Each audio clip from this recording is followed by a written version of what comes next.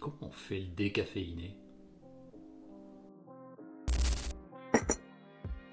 Alors de base, il faut prendre le grain vert qui n'a pas été cuit.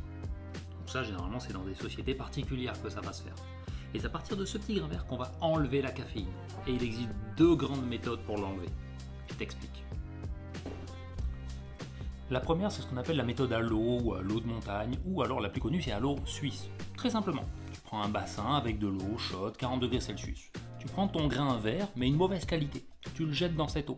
Ça va macérer et le grain, grossièrement, ce qu'il va faire, c'est qu'il va libérer ses nutriments. Donc on va avoir les huiles, les essences, les sucres et la caféine. Une fois que ça a bien macéré, ça va créer une saturation dans l'eau de tous ces nutriments.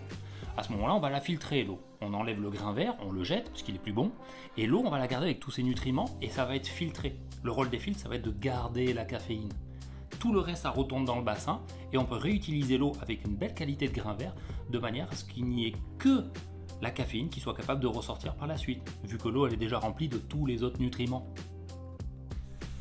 Et une fois que notre grain vert il a libéré toute sa caféine et que les nutriments sont restés dans le grain, eh bien on va sortir notre grain vert de l'eau, on va le mettre à sécher dans des gros sacs et on peut l'expédier à travers le monde chez les torréfacteurs qui eux vont faire la cuisson sur un grain décaféiné.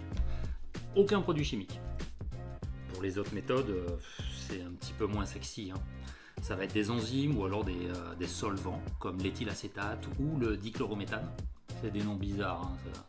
En fait, ça va venir rincer notre grain vert toujours pour faire sortir la caféine.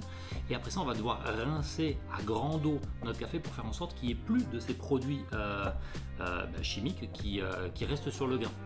Techniquement, quand on boit le décaféiné après, il n'y a aucun problème pour la santé. Genre, les résidus restants sont tellement infimes que le corps il l'assimile même pas.